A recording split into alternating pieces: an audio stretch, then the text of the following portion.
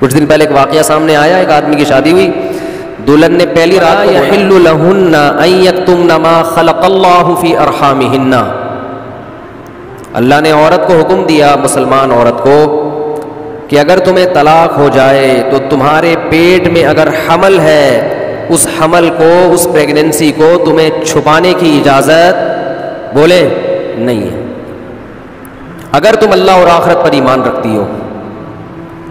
یہ بھی ہوتا ہے آج کل، کیونکہ اس معاملے میں مرد عورت کی زبان پر اعتماد کرتا ہے۔ اگر ایک مرد نے کسی عورت کو طلاق دی، عورت کو اگر حمل ہے وہ چھپا لے گی اور وہ بتائے گی مجھے مینسز آنا شروع ہو گئے، مرد یقین کر لے گا بھائی 3 مینسز گزر گئے، عدت ختم۔ کسی اور مرد سے نکاح کرے گی، اس کو بتائے گی بھائی میری عدت پوری ہو گئی ہے۔ اس بات کا امکان ہے کہ وہ بچہ کسی اور مرد کے کھاتے میں ڈال دے۔ مرد تو نہیں دیکھ رہا کہ واقعی عدت ختم ہوئی ہے، یہ تو یہ عورت جانتی ہے اور اللہ جانتا ہے۔ تو اس معاملے میں اللہ نے حکم دیا عورت کو کہ وہ خیانت بولے نہیں کرے۔ مردوں کو اللہ نے حکم دیا کہ جب بھی کسی عورت کو تم طلاق دو گے تو اس کا مال چھیننے کی تمہیں اجازت نہیں ہے۔ لا یحل لکم ان تأخذوا مما آتیتموہن شیئا، جو کچھ اس کو دیا ہے نا شادی سے پہلے، ایک دھیلا بھی واپس لینے کی اجازت بولو نہیں ہے۔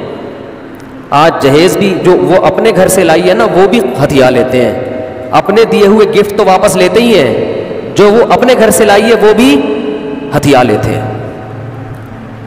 یہ سارے قرآن کے احکام ہیں جس کی آج دھجیاں اڑائی جا رہی ہیں، کیونکہ ان احکام کا لوگوں کو علم ہی نہیں ہے۔ لوگ محرم میں کربلا، ربیع الاول میں جو مخصوص بیانات ہوتے ہیں وہ یعنی سیزن وائز چل رہے ہوتے ہیں۔ ہم لوگ جو پریکٹیکل لائف ہے ہماری، عملی زندگی ہے، جس کے لیے پیغمبر صلی اللہ علیہ وسلم کو بھیجا گیا، معاشرے کی اصلاح کے لیے، اللہ کے حقوق سکھانے کے لیے اور ایک دوسرے کے حقوق سکھانے کے لیے، اس پریکٹیکل لائف کی طرف ہماری توجہ نہیں ہے، ہم دوسری چیزوں میں زیادہ لگ گئے ہیں۔ بس وہ جوشیلی تقریریں، لوگوں کو رلانا دھلانا، یہ کام رہ گیا، بہت سو کا، سب کا نہیں، اہل حق ہر دور میں رہیں گے۔ تو اللہ نے حکم دیا کہ ڈیورس کے بعد آپ کو عورت سے کچھ لینے کی اجازت بولو نہیں ہے۔ ہاں، خلا کی صورت میں مہر واپس لے سکتے ہو۔ خلا یہ ہوتا ہے کہ مطالبہ عورت کی طرف سے ہو طلاق کا، آپ تو نہیں دینا چاہتے، اچھی بھلی زندگی گزر رہی ہے، اسی کو دماغ خراب ہو رہا ہے اس کا، نہیں مجھے نہیں رہنا، تو پھر اس صورت میں مرد اگر ڈیورس دے تو وہ یہ شرط لگا سکتا ہے کہ میرا خرچہ واپس کرو، خام خواہ میں کیوں کرایا خرچہ۔ کچھ دن پہلے ایک واقعہ سامنے آیا، ایک آدمی کی شادی ہوئی، دلہن نے پہلی رات کو بولا کہ آپ مجھے پسند نہیں ہو، میں تو کہیں اور شادی کرنا چاہتی تھی، ابا نے آپ کے متھے باندھ دیا۔ حالانکہ 6 مہینے سے تیاریاں چل رہی ہیں اب کیا گزرے گی اس آدمی کے اوپر؟ تو خیر اس نے تو اٹھا کے پٹخنا ٹھکائی لگانا شروع کر دی، کمبخت ایک میسج کر دیتی کہ میں راضی نہیں ہوں، میرا خرچہ کرا دیا، پہلی رات کو بول رہی ہے کہ نہیں ٹھکائی لگانی چاہیے تھی، میں نہیں کہہ رہا، لیکن اس نے لگائی ٹھکائی، غلط کیا اس نے۔ تو ایسے موقع پہ بھائی ٹھیک ہے اپنا راستہ لو، میرا خرچہ واپس۔ کون رکھے گا ایسی صورت میں؟ چاہتی کہیں اور تھی بھائی تو چاہتی تھی بھی اگر کہیں اور، تو اب بتانے کی کیا ضرورت ہے؟ ہر بات بتائی تھوڑی جاتی ہے، بولو بھائی دل میں بولو چاہتی تو تھی لیکن چلو ہو گئی، اب اسی کو چاہنا شروع کر دیں گے آہستہ آہستہ۔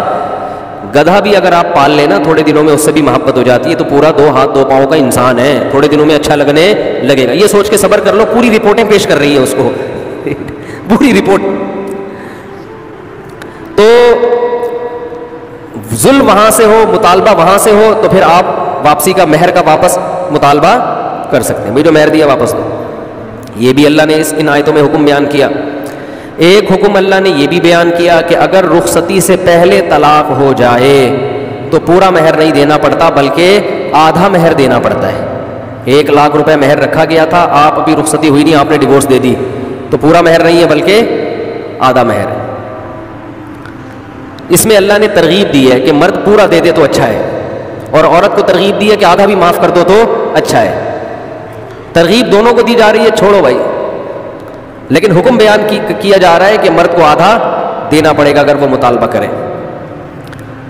اور اللہ نے اہم حکم یہ بھی بیان کیا کہ جب عورت کو طلاق دو تو جہاں وہ طلاق کے بعد نکاح کرنا چاہتی ہے اس کے نکاح میں رکاوٹ مت بنو، کباب میں ہڈی بننے کی کوشش مت کرو. یہ بھی زمانے جاہلیت میں ہوتا تھا اور آج بھی ہوتا ہے. فَلَا تَعْضُلُوهُنَّ أَن يَنكِحْنَ أَزْوَاجَهُنَّ، اگر تم نے چھوڑ دیا ہے اس کو.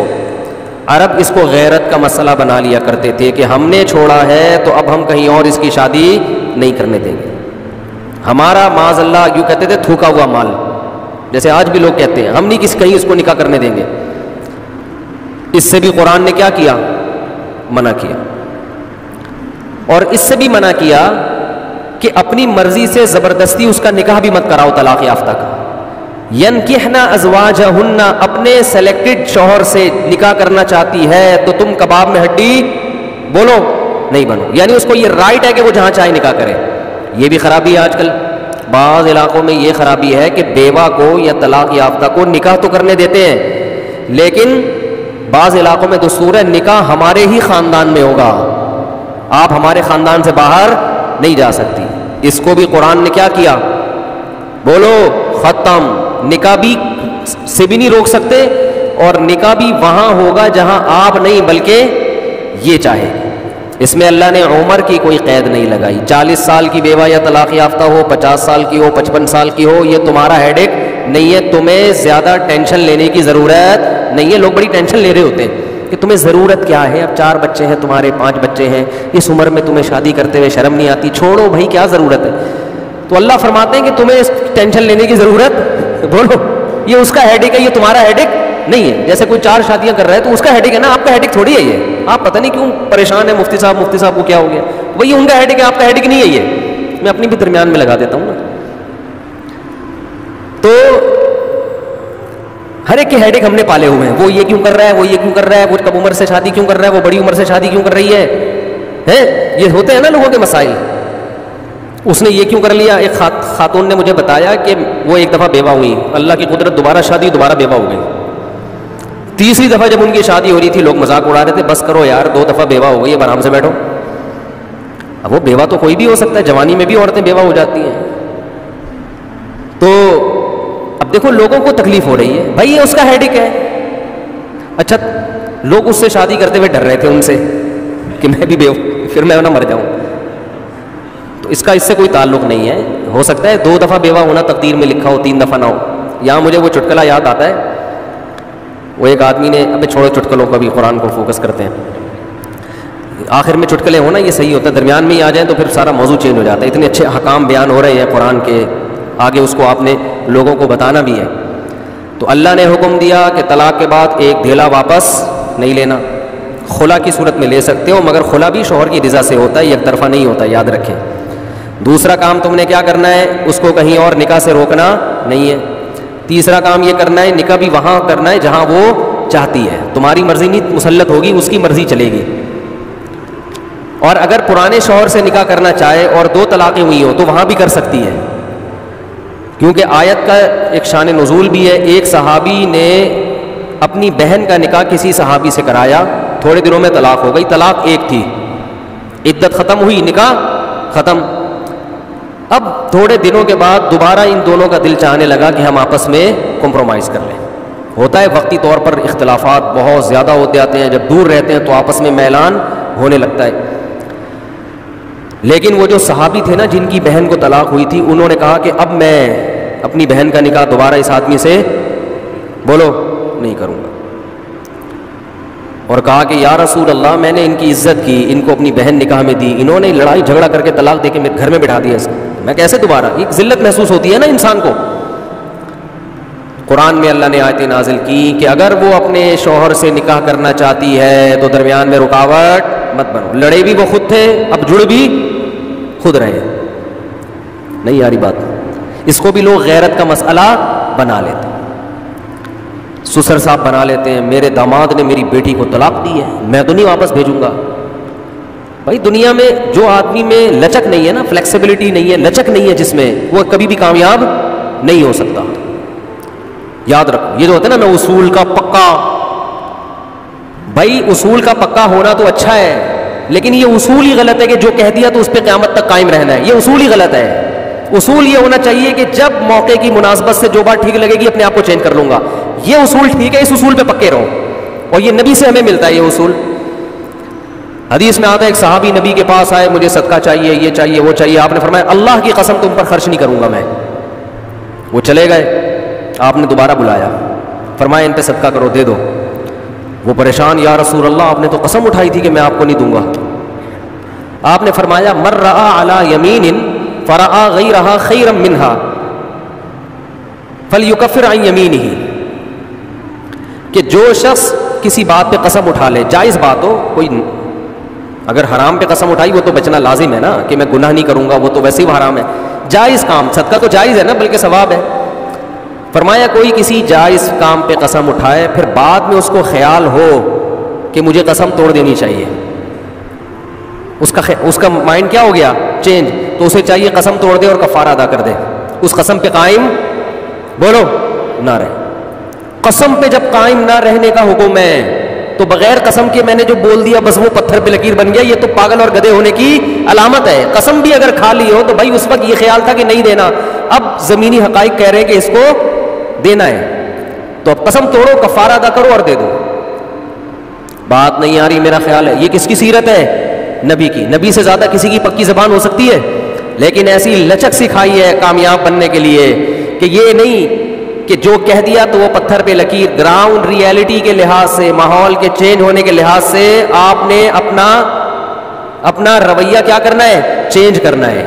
اس وقت آپ کی رائے یہ تھی, اب آپ کی رائے وہ ہے, کیونکہ زمینی حقیقت بھی چینج ہوتی ہے اور انسان کی نالج بھی چینج ہوتی ہے اور انسان کی رائے بھی چینج ہوتی ہے. بعض دفعہ نالج چینج نہیں ہوتی, انسان تانے بانے ملا کے ایک رائے قائم کرتا ہے, بعد میں جب اور گہرا سوچتا ہے تو اسے لگتا ہے کہ وہ رائے ٹھیک نہیں تھی, تو وہ اسٹیٹمنٹ اس کا کیا ہو جائے گا, چینج.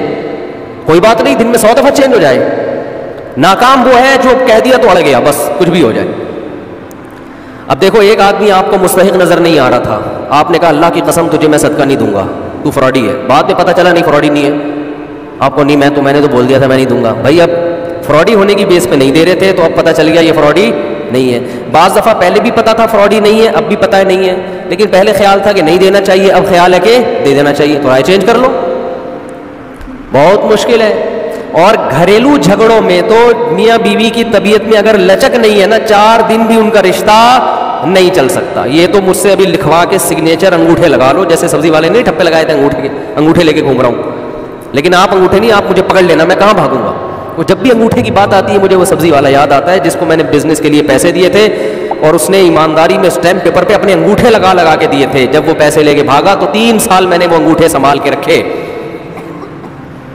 اب لوگ مجھے کہتے ہیں نا وہ فلاں آدمی کو میں اتنے کروڑ روپے دے رہا ہوں تو اتنا ایماندار ہے, میں تو اسٹیمپ پیپر پہ لکھوا رہا ہوں اور انگوٹھے بھی لگوا رہا ہوں. میں کہتا ہوں یہ انگوٹھوں کا تذکرہ میرے سامنے مت کیا کرو, انگوٹھوں سے کچھ بھی نہیں ہوتا.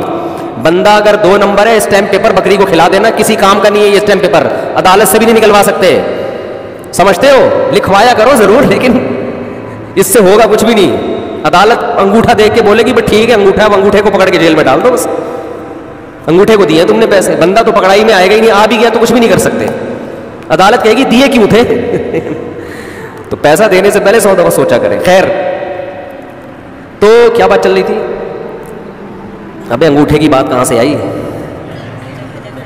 ہاں, لچک پیدا کرنا چاہیے. میاں بیوی کا رشتہ تو ایسا ہے کہ اگر آپ کا ہے نا کہ جو میں نے کہہ دیا بس وہ کیا ہے, آرڈر از آرڈر, تو بھائی اس کا مطلب آپ میدان جنگ میں کھڑے ہوئے ہیں, دشمن کی فوجیں آپ کے سامنے, اور آپ ایک فوج کی کمانڈ کر رہے ہیں کہ گولی چلانے کا آرڈر دیا تو کیا کرنا ہے. یہ گھر ہے, یہ میدان جنگ بولو نہیں ہے. یہاں آپ کا اسٹائل یہ ہونا چاہیے, آپ نے بیوی کو آرڈر دیا, گراؤنڈ ریئلٹی یہ کہہ رہی ہے کہ بھائی میرا روب اس پر بیٹھا ہوا ہے اور وہ پکوڑے بنا کے خود ہی کھا رہی ہے, آپ کو ایک لقمہ بھی نہیں کھانے دے رہی. آپ غصے میں آئے, آپ نے کہا بیگم مزید پکوڑا اگر کھایا نا تو, گراؤنڈ ریئلٹی کہہ رہی ہے کہ اس دھمکی سے یہ پکوڑے کھانا چھوڑ دے گی. لیکن آگے اس کا ایٹیٹیوڈ آپ نے دیکھا, اس نے کہا تو کیا کر لے گا, فوراً وہ کرچلی اٹھائی, تو کیا کر لے گا, فوراً لچک پیدا کرو. بولو تو صبر کروں گا اور کیا کروں گا. یہ کامیاب, یہ گھر کیا کیسے چلے گا, یہ رشتہ جوڑا رہے گا. اگر آپ نے اس کا ایٹیٹیوڈ دیکھ کے، اس کی پیشانی پہ سلوٹیں دیکھ کے اپنی دھمکی کو واپس نہیں لیا تو یہ گھر کیا ہوگا؟ پکوڑے تو کھا لو گے آپ، لیکن آپ کے بچوں کی ماں مارکیٹ سے شارٹ ہو جائے گی. تو اس میں گھر کے اندر کا اصول لچک، کامیاب آدمی ہو. ہاں ناقابل برداشت کوئی معاملہ ہو جائے تو ایک الگ بات ہے. تو اللہ نے کیا حکم دیا کہ اگر ڈیورس ہو گئی ہے پھر دوبارہ ملنا چاہتے ہیں تو کباب میں ہڈی بولو مت بنو، ملنے دو ان کو، کوئی مسئلہ نہیں ہے. ہاں یہ قرآن نے کہا ہے کہ اس شرط نہیں ملے کہ ان کا اپنے بارے میں یہ خیال ہو کہ دوبارہ وہ جھگڑے نہیں کریں گے. ایسا نہ ہو ملتے پھر وہی ٹینشنیں شروع کر دیں. اب دوبارہ اپنی اصلاح کر کے آئیں کہ بھئی اب ان ماضی کے قصوں کو چھیڑنا نہیں ہے. لیکن یہ ایک یا دو طلاقوں کے بعد ہے، 3 طلاق کے بعد نہیں مل سکتے جب تک کہ کہیں اور نکاح نہ ہو جائے اس کا. تو خیر قرآن مجید میں اس میں اللہ نے یہ بھی حکم دیا